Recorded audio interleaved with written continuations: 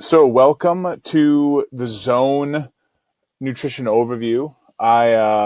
Amber's here. This is an overview of the Zone, and we'll be talking about the details. And I've had a lot of questions, and we've been wanting to do this for a while. So I'm pretty excited to get this going.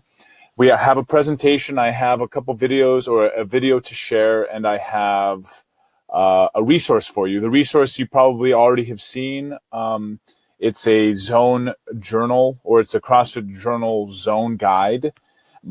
Pretty much all of the information I'm going to be covering, except like the stories and my personal experiences and some of these tips and tricks, will be found in this resource. If you go let me just share this file with you. So I'm sharing a file with you guys, and you should be able to download it and go through it. There's a lot of information. You won't be able to get everything because obviously that's what this is for, but just so you have that. So let's get started. First off, what you're going to walk away with today. So this presentation is designed to give you a snapshot, but you're going to walk away with an understanding of what a good diet is. The one thing that most people, pretty much everybody, overlooks when it comes to really making progress when it comes to nutrition. Now, you guys probably already know this, but the vast majority of people don't. The primary goals of the Zone diet and why it works. So there are specific purposes behind what they do, what the goals are, and how they do it, and why it all works together, how the Zone accomplishes their goals, what to do to get started immediately, resources, and that's the resource I just shared with you. That resource will kind of bring everything together, and it's very simple to follow. We've made it super easy. You know, CrossFit has given this this diet a lot of publicity, and they've also really simplified the way that we can do it, right? The way that we can offer these offer the diet to people. So very simple. That resource is really handy. How to calculate your own prescription. It's really simple. It's really just following a chart. But I'm going to give you the nitty gritty sort of formula that you'll be able to use to calculate your own prescriptions forever. How to adjust your prescription as your body changes. This is a common question. If you're working out more, or if your body has changed, what do you do? Do you continue with the same things? And at the gym, we have specific nutrition protocols, but the Zone is very, very simple to do, and you can do it. Anybody can do it, and you can do it for yourself forever. And by doing that, you will have full control over your body fat levels. And then things that, if you want to make things a little bit more, I don't want to say complicated, but more maybe advanced, or you want to go down this rabbit hole, you'll have the foundational knowledge that the Zone provides to make that a lot easier. So first off, I want to tell you a little bit of my own experience with the Zone. When I was 23, I got out of the military. I was a sniper team leader for several years. I just was getting off of deployment. I had been interested in nutrition and working out for years. So there was kind of like a passion. I actually read the Zone, the first one, when I was in high school, when I was 16. And my dad gave it to me. So I read that book way back then. I had that same sort of, I knew that the Zone was a powerful plan. And so when I got out of the military, I started training. I went right to my first gym that I was coaching at, and I interned there, and I started diving into this world of CrossFit. And one of the big things is they teach Zone, and I got back into the Zone after several years before I read the book and stuff, like I said, but I got out of the military, and then I wanted to dive in. And so I went through this year period of just complete focus of using the Zone and my training, and my body fat, like my body completely changed in this year. I went from probably 175 pounds with maybe 15% body fat. And in that year, I jumped up to 190 pounds at under 10% body fat, all through weighing and measuring my foods. It was extremely powerful. It taught me a lot of the fundamental importance of weighing and measuring. And from that point on, I always recommend it for people to start there, to start like with the Zone, because it teaches these very, very powerful foundational concepts of getting an idea of what foods are, how they, like what a certain amount of this sort of food means in terms of what it's going to do to your blood chemistry. And it's also very simple, meaning you can eyeball a lot of things. Not only that, but it also breaks up the meals over the day. So you're getting multiple meals. Your hormones are getting balanced through the day, so you burn fat more effectively. There's just a lot of really good foundational things that the Zone does. And I'm not the only one that has gotten results. Obviously, lots of people have it. And when I look at the gym, our most successful people do the Zone, like, and they've done it for a long period of time. And it's not necessarily the Zone itself. Now, this talk is about the Zone, but it's really weighing and measuring and being really tight on that and balancing out your hormones. So one person that has had really, really good results is Lucinda. And you guys are probably familiar with Lucinda.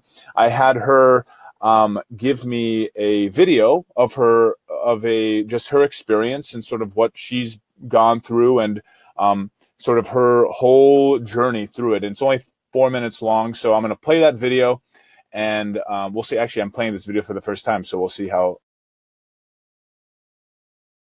Hi everyone, I'm Lucinda. I'm going to talk to you a little bit about my experiences with Zone Diet. I started Zone Diet in October of 2015 and now it's June of 2018. So right away that should probably tell you something about Zone, and that it's not just a diet, a short-term thing that you do for a couple weeks or a couple months and then kind of revert back to your old way of eating or your old eating habits.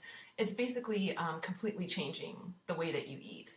So most of us, myself included, were, raised to think that you need to eat 3 big meals a day. Zone is completely different from that. You eat 5 or 6 small meals throughout the day. So when I started Zone Diet, I had already lost, a few pounds. I was 158 pounds when I started monitoring my diet, and I did MyFitnessPal for a few months and lost about 12 pounds that way, just with controlling my portion sizes, which were out of control. Like, I was eating what I thought were healthy foods, and they were healthy foods, but just way too much. I started Zone at about 146 pounds and started out at 10 blocks a day. I'm a smaller person, and I had a lot of body fat to lose, so I started with the smallest amount of blocks calculated for my lean body mass, which also wasn't a lot at that point. And between October and January of that year, I ended up losing about 10 pounds. So I started Zone at 146 pounds. I was 158 when I started MyFitnessPal. So I started Zone at 146. By about January of that year, I was down to 131. And this, and so in addition to, following Zone pretty religiously during that time, I had also bumped up my workouts. So I did, I went from 3 days a week doing CrossFit to 5 days a week doing CrossFit. And, with Zone, I was able to have enough energy to, maintain that level of activity, and I felt great. After the first few weeks of getting over, learning how to measure food, I had never measured my food before. Just, sticking to the recipes, trying to find new ways to eat and new things to eat, getting over that initial couple of weeks of hunger. I was feeling great. And so at that point, when I was about 131 pounds, Nathan and I looked at my, lean body mass again, and it had increased to do all the extra, working out. And plus, my body fat had drastically decreased. And so we looked, and I actually added 2 more blocks. So I went from 10 blocks to 12 blocks to, to compensate for my increased activity and muscle mass. And following that increase, I actually lost another 10 pounds, in about 6 weeks. It was incredible. So I went from about 131 to 121 very quickly.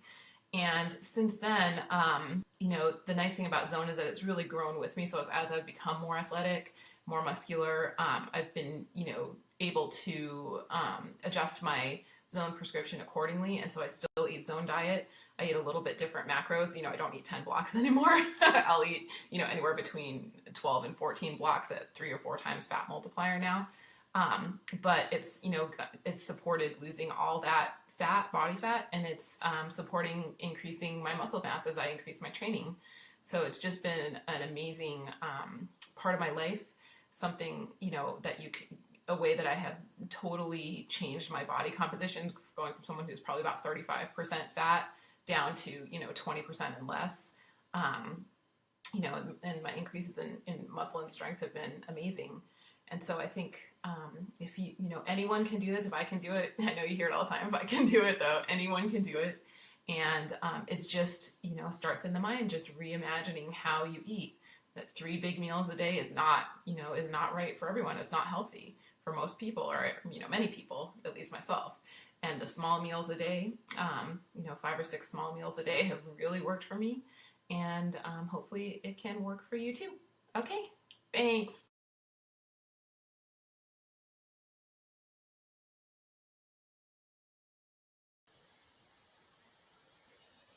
Whoa.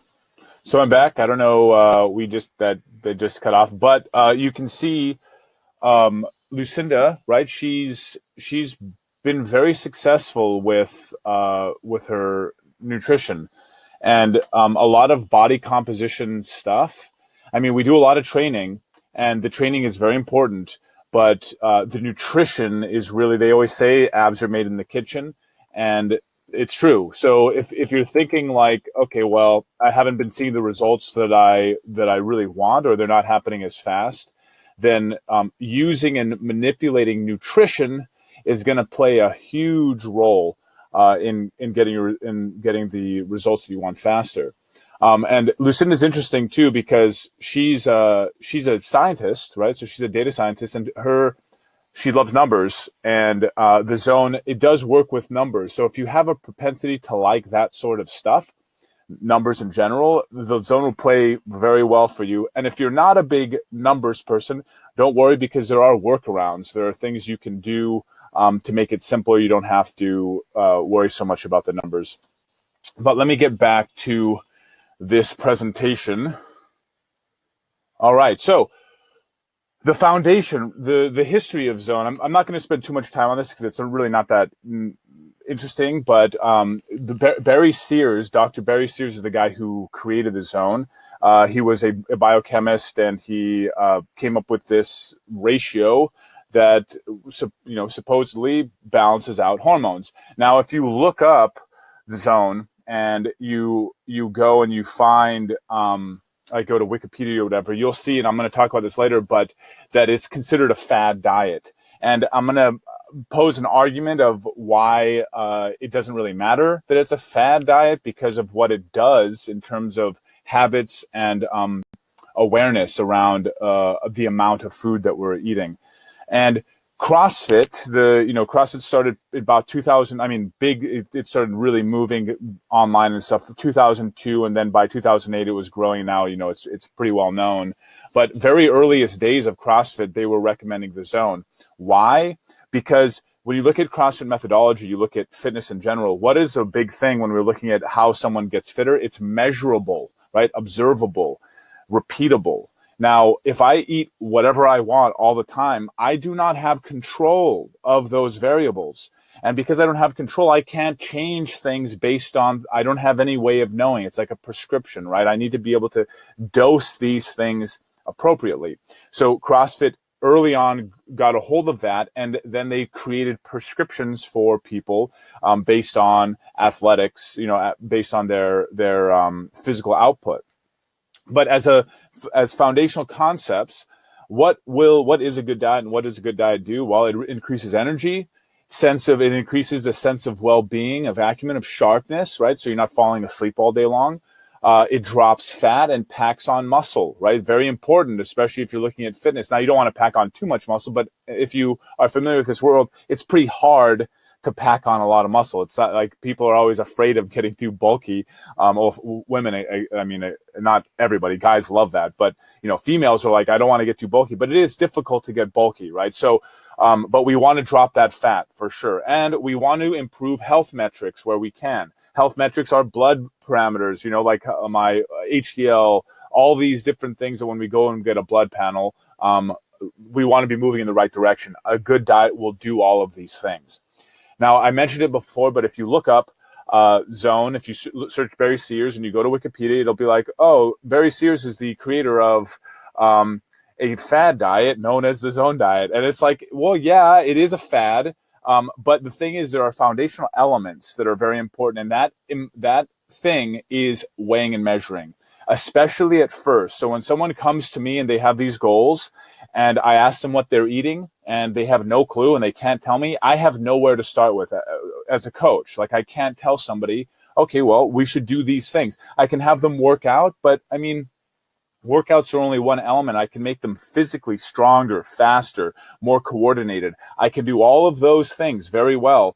But if we want to look at body composition, diet becomes a very big thing. And this is the one thing that people don't think about. They think, oh, I can start to work out and I don't have to worry about my food and it's just going to happen. It's not the case. You will get stronger and faster, but you won't get lean and ripped. So the importance of weighing and measuring, and the Zone does this probably better than any diet, right? And this is why it's not a fad. What we're doing is we're getting these foundational ideas, these concepts. We're becoming familiar with how much food is what and what does it mean when it goes into my body? What is it doing? The primary aims of the Zone diet is to primarily, right, to control insulin and glucagon. Insulin is a storage hormone and glucagon is essentially a releasing hormone. Now, whether or not this actually works based on the specific ratios that the Zone diet recommends, doesn't matter because we see it in practice. The outcome is this balancing of blood sugar. So even if you add fat and you do all these things, it doesn't matter. Dietary fat, because we are balancing out the hormones. We're also looking to lower inflammation, right? Both of these things, balancing hormones, right? So we're nice, even keel, and then lowering inflammation. I mean, you cannot argue with those things. That's like very good to do. Like, we should all be doing that. And why it works is because we're balancing hormones and we're focusing on muscle mass. So your prescription is based on lean body mass. But it really works because we're increasing awareness and we're balancing out the food throughout the day, and we're getting a nice tight parameter on how much food you're eating per day. Once we have that baseline and you eat this way for, weeks at a time, I can make very subtle adjustments the same way as I did with Lucinda when she came to me and she was like, I'm eating this way, I've been eating this way. She got super lean, was building muscle, and she was under eating. So we bumped her fat blocks up and bam, she loses another 10 pounds. So that's an insight. Very frequently when we start to train really hard and you go on MyFitnessPal and you're crushing it and you're doing all this stuff and you stop progressing, what's going on? If you've been diligent and you've been on top of your stuff and you're not cheating and having stuff, but you've been right on it and you're still not losing weight, there's a good chance that you're under eating. There's a whole bunch of hormonal reasons why that's the case, but you got to keep that in mind. So when it comes to the Zone, we have a way of balancing those out based on your body mass, your lean body mass. And how this is all done in the Zone is through blocks. And a block is a very basic unit of measurement. And this unit of measurement is basically comprised of 3 parts: carbohydrates, proteins, and fats, right? So I need to know what a block is. I need to know how a block works. So a block, again, is a unit of measurement used to simplify the process of making balanced meals, right? So there are in one block of protein, there's 7 grams of protein. In one block of carbohydrates, there's 9 grams of carbohydrates. And then in one block of fat, there's 1.5 grams. Now, this can be a little confusing. 7, 9, 1.5. These 3 together make a unit of one block. But individually, one block of protein is 7 grams of protein. But a full meal block is all 3 of them together all the time, right? So that's where you got to start. You're balancing out those meals, and it's always those things together: 7 grams, 9 grams, 1.5 grams. Now, this is a little confusing, but when we say 1.5 grams, this is assuming that you're eating meat that has fat in it. So if you're having fat-free proteins like whey protein or, turkey breast or something that has no fat, then the fat block becomes 3 grams. Okay, so that's the one weird thing that happens. But when a meal is composed of equal blocks of protein, carbohydrates, and fat, the percent of calories is 40, 30, 30. 40% 40% of its calories are from carbohydrates, 30% from proteins, 30% from fat. Okay, so this balancing ratio is the foundation of what the zone in terms of hormonal. Now, whether or not that works exactly, you need exactly 7 and 9 grams, I can't be sure. But what I do know is that this formula works for dropping body fat, and I've seen it over and over with people all the time. So we want to stick to this foundation to start so we can get these baselines and then we can move from there. So again, if you need to review this information, I've made a file here, right, available to you. You can just download it. There's there's charts. It goes over all of this stuff, and most importantly, we're going to get into the simple aspect. So what is, right? We've talked about this. We went back here. Let me just go back. 7 grams of protein, 9 grams of carbohydrates, 1.5 grams of fat. So what does that look like? What does a block of protein or a block of carbohydrates or a block of fat look like? Well, in that file that I gave you, there are charts, and these charts tell you exactly. So if I look at protein, beef, 1 ounce is 1 block. Pretty much all proteins, 1 block is 1 ounce. You know, you get some weird ones like fish, requires a little bit more, but all you have to do is look at this chart, right? We got favorable carbs. Okay, so we got half an apple is 1 block. Well, a lime, 1 block. Half a cup of onion, 1 block for carbohydrates. Now, favorable carbs, so you have raw carbohydrates cooked. This is just, and there's way more options. They're just not these. I just screenshotted this so I could show you guys. Favorable carbohydrates, we got lentils or bok choy, 3 cups of bok choy, right? 3 cups, man, that's a ton. And then we got fats, almonds, 3 almonds. So now if I was going to compose myself a diet of 1 block, I would need a block of each. I would need a block of protein, carbohydrates, and fat. And this comprises my meal. All I do is choose, okay, I'm going to have 1 block of, 1 ounce of beef. That's 1 block. And then I'm pretty hungry. I haven't eaten very much, so I want to have a lot of food. So I do 3 cups of bok choy. Say I wasn't very hungry and I didn't want to do that. Maybe I'd have half an apple, right? Same thing, but it's the same amount of food. I mean, in my blood, right? My body is getting the same amount, but the volume of the food is different. This is a very important learning process, right? So if I'm hungry, I don't get to eat 5 apples. I have either half an apple or I can have 3 cups of bok choy. This is now a decision. And I'm always getting the same amount of carbohydrates into my blood, but the volume of food changes. And then I choose 3 almonds, right? So now my 1 block meal, I got 1 ounce of beef, I got 3 almonds, and I have 3 cups of bok choy. I've just created my first meal. If I needed to make 3 block meal, I would just do 3 of each, right? So it's very simple to start to compose these meals. Now, let me give you some examples of a meal. Too simple. We're going to do 2 meals here. We got 2 block meal. We got 2 egg whites and 2 turkey links, right? Each one of those is 1 block, right? If I looked on the back of the sausage thing, I could be like, okay, well, one sausage is 3.5 grams of protein, right? I need 2 of those sausages to equal 7 grams of protein, which equals 1 block. So I got 2 little links and I got 2 egg whites, and that equals 2 blocks total, right? And I just go down the line, 2 blocks of carbs for my tomato here, and then I got 2 blocks of fat. And now the 1,000 milligrams of fish oil isn't counted in that. Fish oil doesn't really count it. That's an anti-inflammatory thing, so we don't count that. But all dietary fats we count. Now, a 4 block meal, what does this look like? Well, 6 ounces of grilled fish. If I needed to look up, it would be 1.5. So if I went back to my chart here, and there was fish on here. I don't know if there is fish. Yeah, so we have catfish, 1.5 ounces per block, right? So 1.5 ounces per block. Now, if I look here, there's 6 ounces of grilled fish. Okay, well, that's 4 blocks. 1.5 plus 1.5 is 3, right? And then we got 6 ounces of grilled fish equal my 4 blocks. And same thing, I'm looking at 3 blocks of carbs. These asparagus, right? There's quite a lot of asparagus here. A nice big hunk of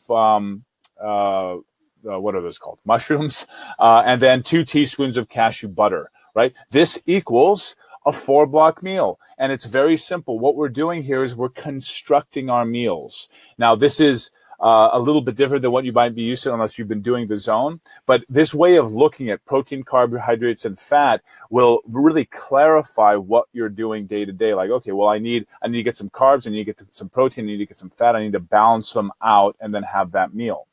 Now, what do we do?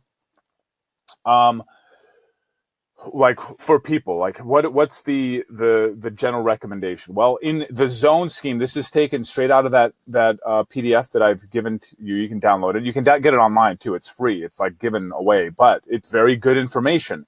In the zone scheme, all of humanity calculates to either 2, 3, 4, 5 block meals at breakfast, lunch, and dinner with either 1 or 2 block snacks between. So everybody has 5 times in the day that they eat. Now, they say all of humanity. Now, if you're a super heavy power lifter or, you're training tons in the gym, like you're going to regionals or the games, obviously 5, that's not going to be enough food. But for the vast majority of people, 2, 3, or 3, 4, or 5 blocks for your primary meals. And then we got 2 snacks. This is across the board. Everybody gets 3 meals, 2 snacks. Now, depending on how big you are, how much muscle you have, what your activity levels are, those things will change. So we have simplified, I'm going to continue reading, we have simplified the process for determining which of the 4 meal sizes and 2 snack sizes best suits your needs. We assume that you are a CrossFit athlete, active, and so being a 4 blocker, as an example, you would eat 3 meals a day where each of the meals is composed of 4 blocks. Then you'd have 2 smaller meals, like in snack form. If you were smaller, like a medium-sized guy or whatever, or bigger, depending on who you are, you would get a different amount of total blocks per day. Now, as we're going through that and you're adjusting, you're changing, your body fat levels are dropping, your muscle is increasing, that prescription adjusts based on that information, which makes a lot of sense because we are in the game of feeding muscle, right? This is the most metabolically demanding. What is fat? Fat is stored fuel. Fat is there if you have some emergency and you need to access this stored body fat, you have it there as fuel. But the muscle that you have is really going to determine your metabolic rate. So the zone is based on using lean body mass, which is your muscle mass, bones, skin, all that sort of stuff, to determine how much food you should be eating, which makes a lot of sense. It shouldn't be based on weight, right? Weight is only that doesn't really give us very much information. You can have a 300-pound guy that has 5% body fat or a 300-pound guy that has mostly body fat, right? It's not, if I gave that same person the same amount of food, it would be totally wrong. So we're balancing that stuff out. So your prescription. In that same chart, in that same PDF, you have this chart. This chart is very simple. It gives you, based on your body type, how many blocks you should be eating. Now, so using a medium female as an example, 11 blocks. Now, if you listen to Lucinda, she started at 10 blocks, which is small female. 10 blocks is about as low as we ever want to go. And if you take a look at breakfast, lunch, snack, dinner, snack, across the board in that top row there, it's 2 blocks all across the board. And that's where Lucinda started. And then over time, she's bumped her amount up because her body mass has changed. Her lean body mass has changed. So the most accurate way to do this is through an in-body or any sort of body fat testing where we can get an accurate snapshot of how much lean body mass you have. We can estimate too, which is no problem. You're not going to be too far off. But by using body fat analysis, we get really close. We get really tight.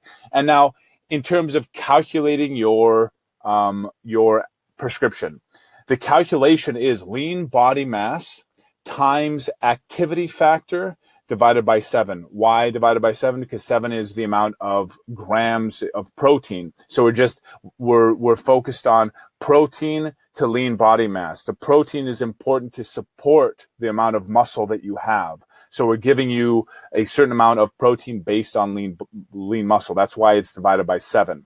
So we have lean body mass times activity factor. What's an activity factor? Well, it ranges from about 0.5 to 1. 0.5 is extremely sedentary, not doing anything. 1 is extremely active and stuff all the time.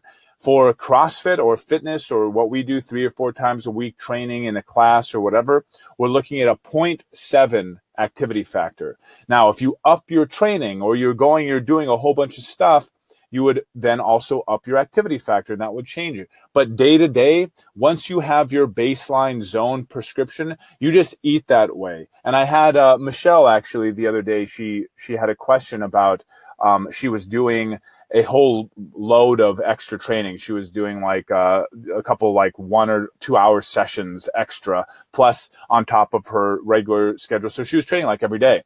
And she was noticing that she wasn't feeling that good. Her energy was low and she didn't know what to do. Well, her prescription was based on a 0.7 activity factor, which is lower than what she was working at, which is 0.8, 0.9, maybe even 1. So while she's doing that amount of work for those weeks or whatever, so if you're going for a month of like hard training, you might want to up that activity factor. So your blocks might go from 11 blocks to 13 blocks, or for a guy, maybe from 16 to 18 or 19 or even 20. You can see that by having the idea of the amount of work that we're doing, we are giving our bodies what it needs in order to continue to adapt, get stronger, lay down muscle, and lose body fat. Again, if we undereat during that phase, what's going to happen? Well, we're going to overtrain. Right? If I'm undereating, I'm going to overtrain. I'm going to start to feel crappy. I'm going to stop losing body fat, right? I'm just going to slow down. And why would I stop losing body fat? Think about it.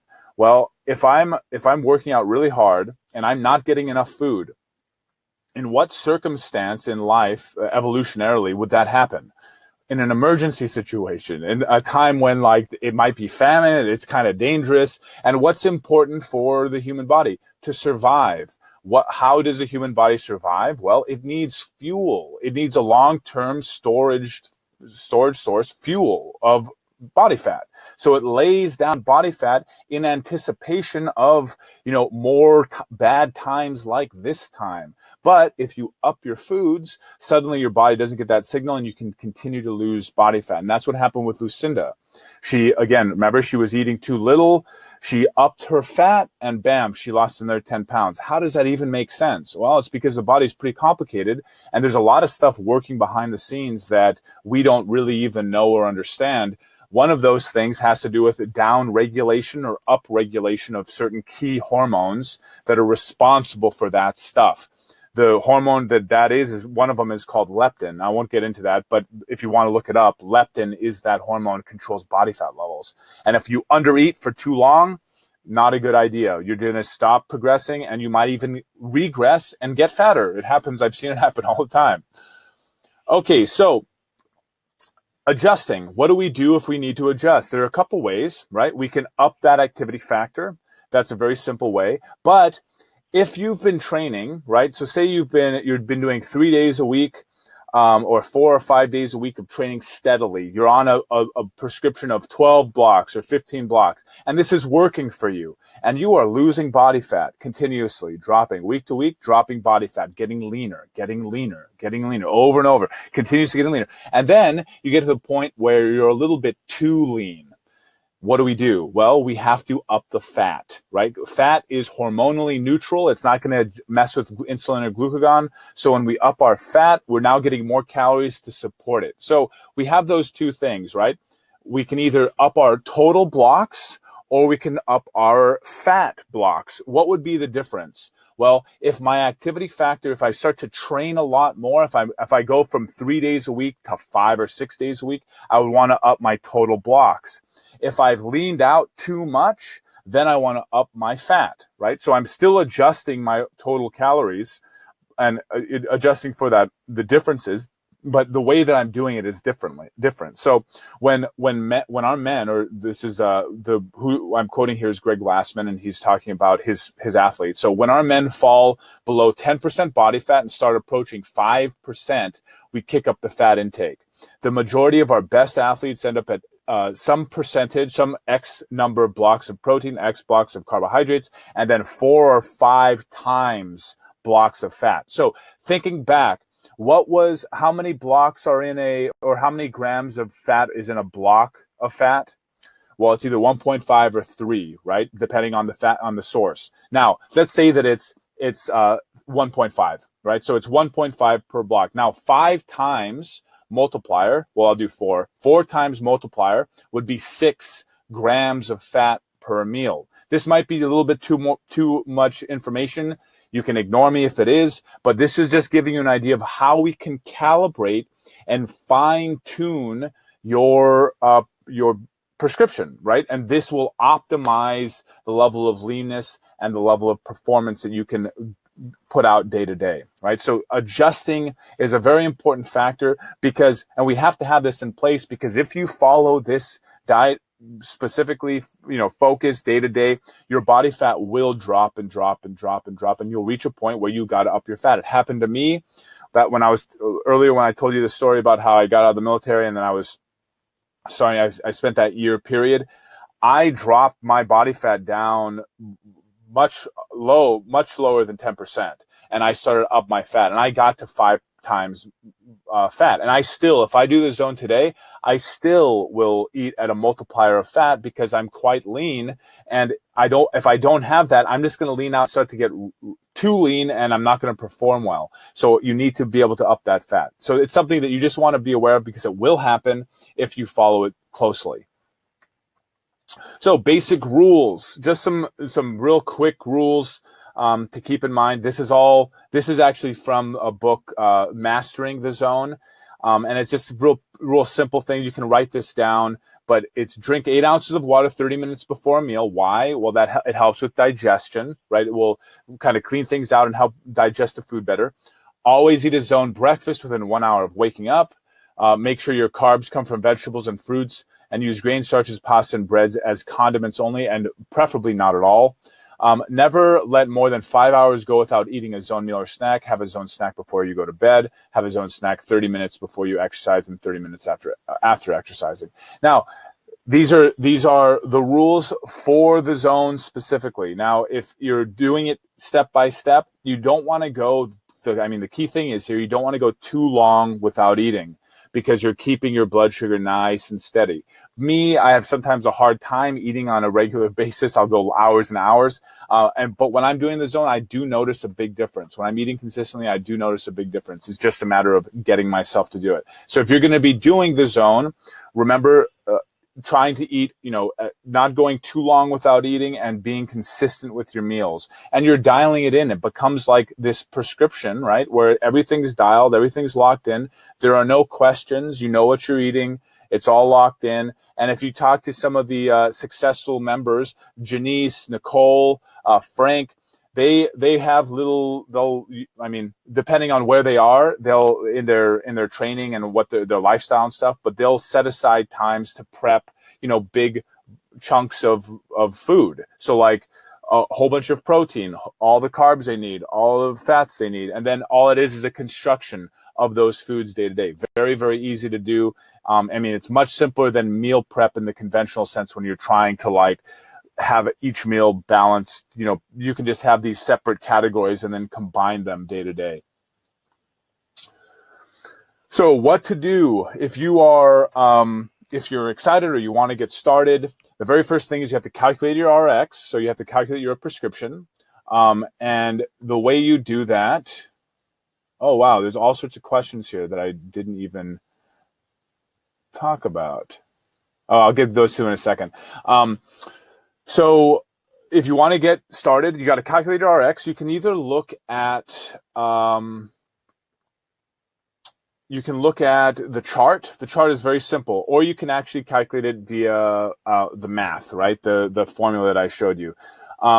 You can read that CrossFit Journal handout. that is going to have all the information that you need.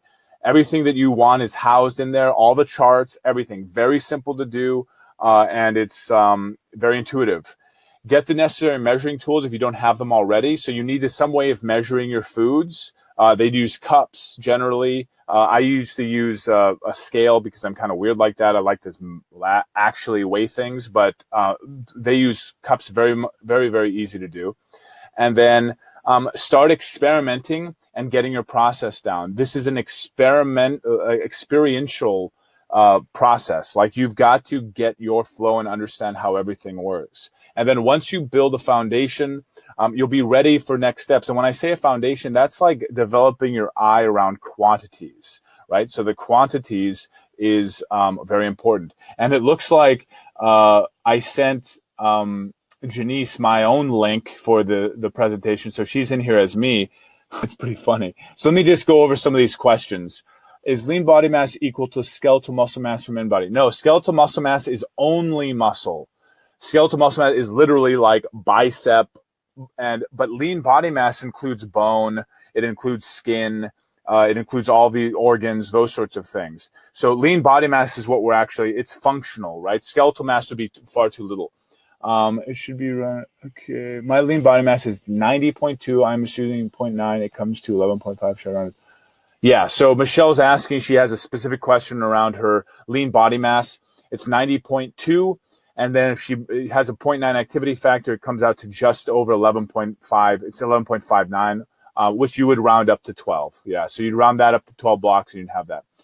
Is the main difference between zone and macro counting the balanced meals? I've been maintaining the overall macro counts for the day, but not necessarily balanced meals, so I need, yeah, so that's a really big thing with the zone, is balancing the carbohydrates and protein throughout the day, right? And I mean, I can't tell you, like, I've had people do just doing the macros. That's like, macros is like, 70%, just getting the macros in there. Now, timing and balancing and then supplements and all those things, that's accounting for about 30%. So if you just take the quantity of your meals and you look at the totals of the day and you get those totals in without actually doing each meal, you're going to be about 70% of the way there. If you now balance out the meals and you have them, meal to meal, nice, controlled, same things every meal pretty much, that's going to really balance things out more, and you're going to bump it up to, and get the extra 30%. So minus 13.71 round. Sorry. So Amber, I would round down for you. I would go to 13 and hold that for, because if you want to cut, right? If you're wanting to cut, you round down to 13, hold that for like 3 weeks or 4 weeks, and then we'll see. How are you feeling? What's going on? Like, do you feel lethargic or whatever? And it might be, there is obviously a transition period, but if you hold 13 blocks for a month, we'll have way better information. You'll be more familiar with it. We'll know how to adjust things. So if you guys are, this is the thing about the zone, is that it takes a month or so of getting that base prescription and living on that for a while, not changing anything, right? It's very easy, we want to change, but what we want to do is stick to this prescription.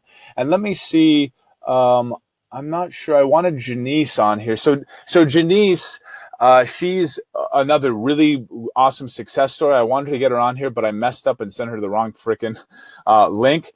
But she has, like, when she first came, she was, her daughter was going to Taekwondo. And I talk about Janice all the time, for a variety of reasons when I go and I give Level Method lectures and stuff, because she also worked on her weaknesses really well and acquired blue from working her ring dips.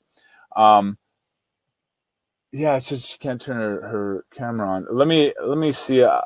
Let me see for a second. But there she is.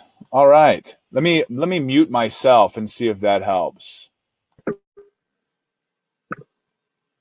Hello. Hello.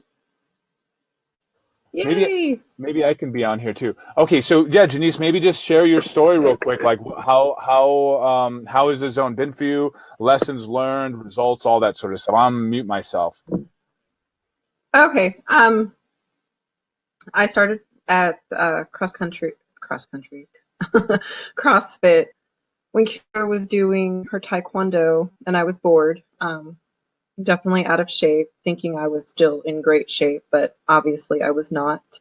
Um, I didn't really think too much of it. It was just a fun thing.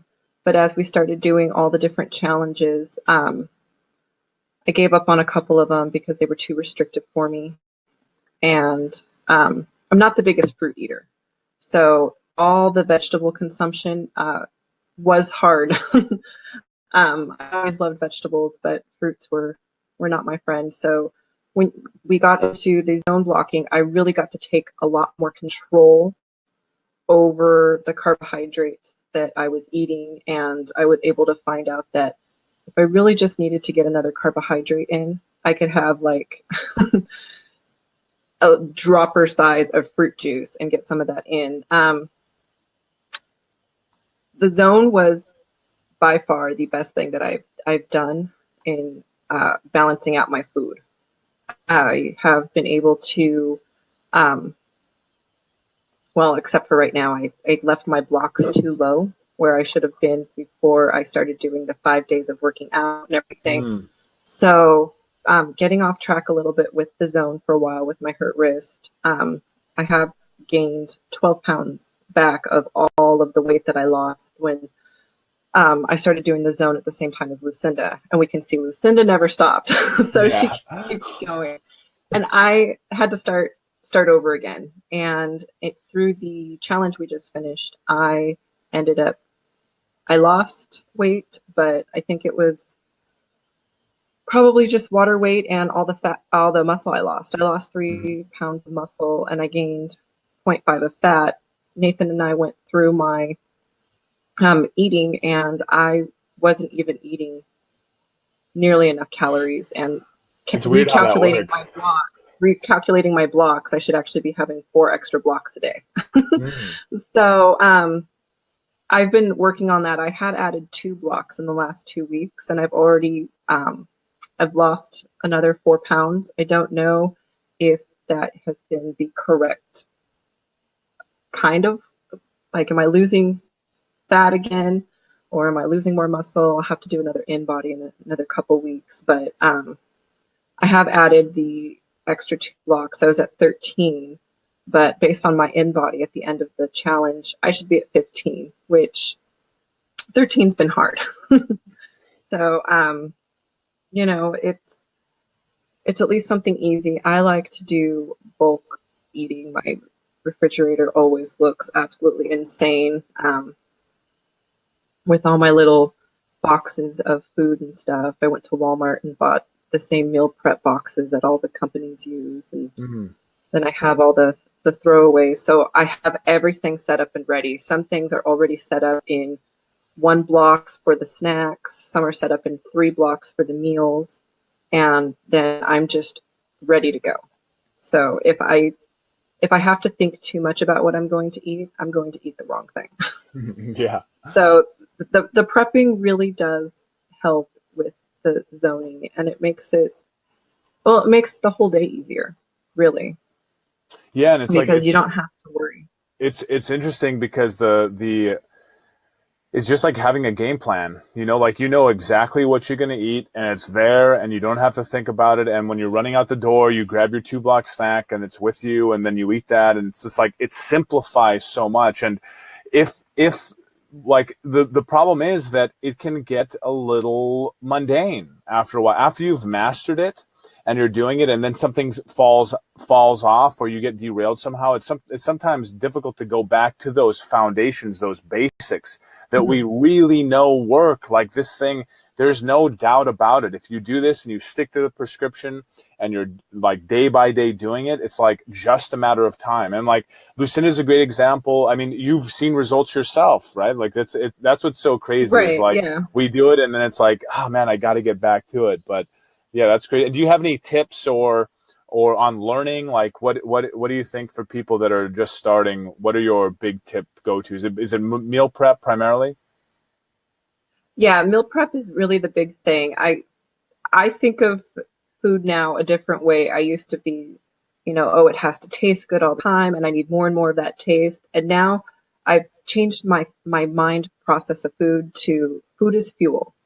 Mm-hmm. I mean, there are actually days where I will stand in the kitchen at work and try to be eating my lunch. I usually wait till about 2 p.m. to have my lunch, and I'll stand there trying to finish like a packet of tuna or something. And like if you saw me, you would think that I'm in some kind of torture chamber.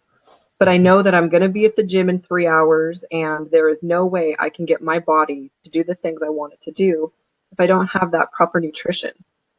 You know, I'm sure that I could run over and get some French fries and eat those all day long and be like, yeah, this is great. I can just keep eating. And then when you get to some of the things that actually fill your body, sometimes the food gets hard. So just having the meals all prepped and in place, knowing that this is the goal. I have to finish this food. Sometimes that's all you need. But I mean, everything tastes good. You put your spices on it, everything else. You can make it enjoyable, but sometimes you just have to get it in. Yeah, it's funny because I'm very much the same way. But I know people, I've had clients over the years that have literally made Zone like gourmet. Like they have done it like an example is big batches of like crock pot stuff or chilies or whatever that are already pre-done. So they're like a certain amount of a scoop, like 1 cup of this chili equals a block of each. And you can go really cool with those sorts of things and have really, really delicious food. But I'm also that same way as I look at food as just simply, you got to eat it. You got to do it because it will support your training. So thanks, Shanice. I think that was really helpful. I think a lot of people will love that. So does anybody have any other questions? Anything that you want us to cover or go over before we drop out of here? All right, guys. Well, thank you for watching. I really appreciate the time that you guys spent in here. We've been here for about 50 minutes. And there was a lot of good info covered. I'm going to be recording this, or it is recorded, so we'll be posting this, and this will be used for. So Amber has a question. What is that? Yeah. So if you're doing classes, so this is about activity factor. If you're doing 5 days a week, I would say a 0.7 activity factor, especially if you have any amount of fat to lose. If you have fat to lose, then you want to make sure that you are not under. I mean, you can't go too far down this, but you want to just go on the conservative side. Again, knowing after a month, if you're on a 0.7 activity factor, after 1 month, we reassess. Now, if you start training doubles, or you're doing heavy weight training or other stuff, then that might change the activity factor. But 3 to 5 times a week of classes only, that'll be a 0.7. How often do you recommend doing an in-body check to check? So I would say every 8 weeks. Like it does take a while for for like the body to change. So if you're on a prescription and you're going strong and everything's good, after 8 weeks you could do a reassessment and get an idea of sort of how things are going. But really, you're going to be going off of the way you feel and the way you look. So if you're starting to lean out a ton, or you're starting to not feel very good, like you're in workouts, you start to drop, then we want to maybe reassess either activity factor, fat multipliers, or put you on an in-body to get an idea. Yeah, Michelle, you're not on any fat multipliers. What that's called is baseline. So if you ever hear somebody, whenever I'm talking to somebody that's doing the zone, and I say they're on baseline zone means that the fat is no multipliers. Now, if you start to lean out too much, then we put you on a multiplier. So it would be like, I'm at 18 blocks at 2 times multiplier, or 18 block, so that's my prescription. I defaulted to it from years ago. I used to be on 18 blocks, 5 times multiplier, or 4. I would kind of fluctuate between 4 and 5 times. And so this right now, me saying that is dialed. I know exactly how much that is. I can reproduce that immediately right now. I can go in the kitchen, I can make, and I can eat exactly the same way that I was eating 10 years ago. I don't even know what I was doing. I don't remember what I was eating or whatever, but I know 18 at 4 times. So, and then maybe up to 20 at 4 times, depending on my training. Now, this is very cool because forever now you can have that same sort of like dialed in prescription for yourself. You know what works for you, you know how to do it. And then over time, we can sort of manipulate things. You learn more and you can start to go into these more advanced areas. But to start, guys, take that PDF, download that PDF. You can also look online, go through it, start to work out your meals. If you have familiarity with weighing and measuring, it'll be very, very simple to do. Because it's just, you know, cut and dry. And if you, you just got to kind of get familiar with it, right? With the blocks themselves. And then this is Christina.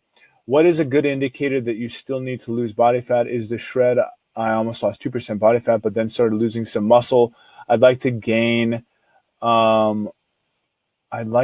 muscle versus lose it Okay. So if you, you'll know when you're too lean when you can really see your abs very well.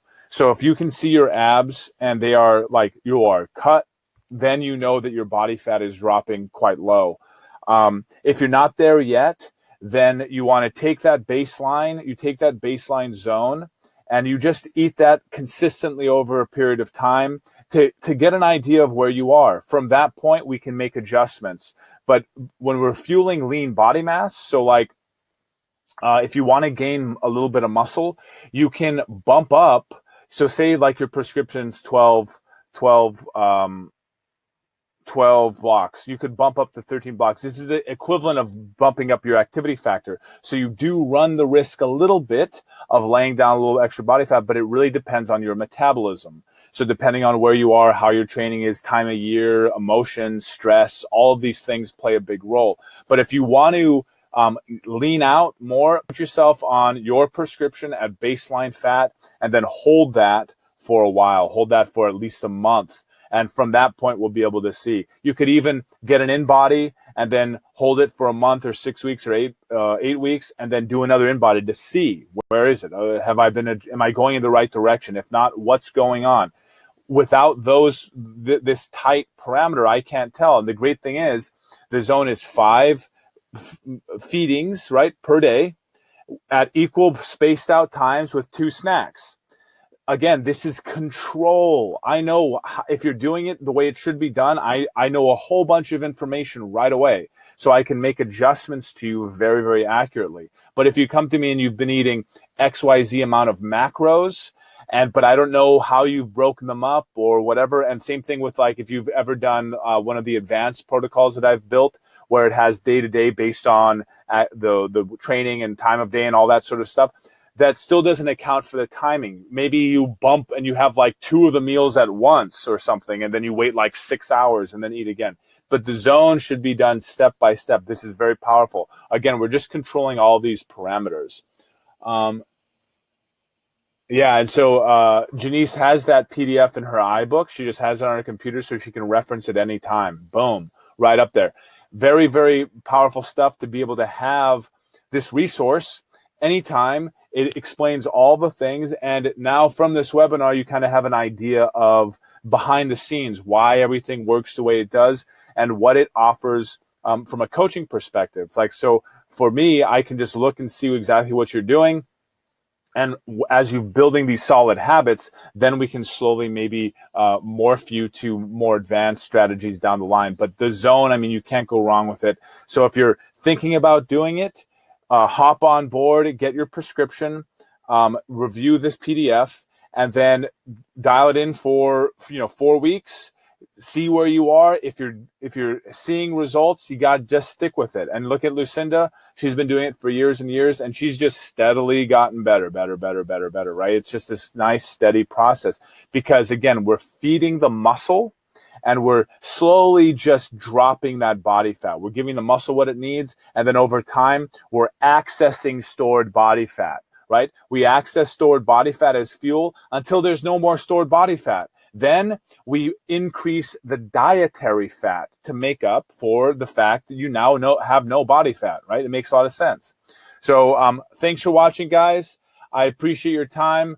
And if you have any questions, feel free to ask. This will be available for you to watch again. If you do, you can fast forward through it or whatever. But thanks for watching, and I will see you in class.